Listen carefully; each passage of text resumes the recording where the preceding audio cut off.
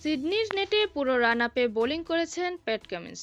যদিও ম্যাচ খেলার মতো ফিট নন অস্ট্রেলিয়ার অধিনায়ক। স্টিভ স্মিথের বিপক্ষে তীব্র গতিতে বোলিং করলেও অ্যাশেজের দ্বিতীয় টেস্টে মাঠে নামতে পারছেন না এই অধিনায়ক। কদিন আগেই জশ হ্যাজেলউডের অনুপস্থিতিও নিশ্চিত হয়ে যায়। পার্থ টেস্টে কামিন্স হ্যাজেলউডকে ছাড়াই 8 উইকেটের জয়ে চলমান অ্যাশেজে 1-0 ব্যবধানে এগিয়ে আছে অস্ট্রেলিয়া। সেই ম্যাচের স্কোয়াডই ব্রিসবেনের দিন রাতের টেস্টে অপরিবর্তিত রাখা হয়েছে, অর্থাৎ নেতৃত্ব দেবেন স্মিথই। প্রথম টেস্টের একাদশে না থাকা জশ ইংলিশ, বেও ওয়েবস্টার ও মাইকেল নেসারও স্কোয়াডে টিকে গেছেন। স্কোয়াডে না থাকলেও দলের সঙ্গে ব্রিসবেনে থাকবেন কামিন্স।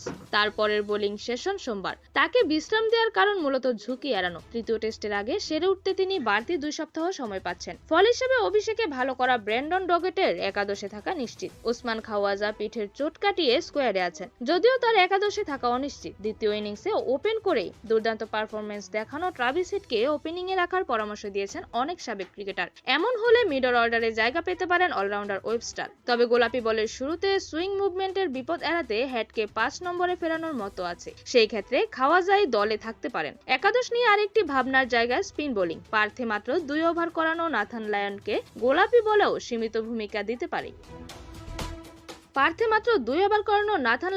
গোলাপি বলেও সীমিত ভূমিকা দিতে হতে পারে। সেক্ষেত্রে তাকে বাদ দিয়ে ওয়েবস্টার বা নেসারকে খেলানোর আলোচনা প্রবল। ব্রিসবেন টেস্ট শুরু হবে আগামী বৃহস্পতিবার। পার্থ টেস্ট 2 দিনেই শেষ হওয়ার অস্ট্রেলিয়ার খেলোয়াড়রা বাড়তি বিরতি শেষে 30 নভেম্বর ব্রিসবেনে একত্র হবেন।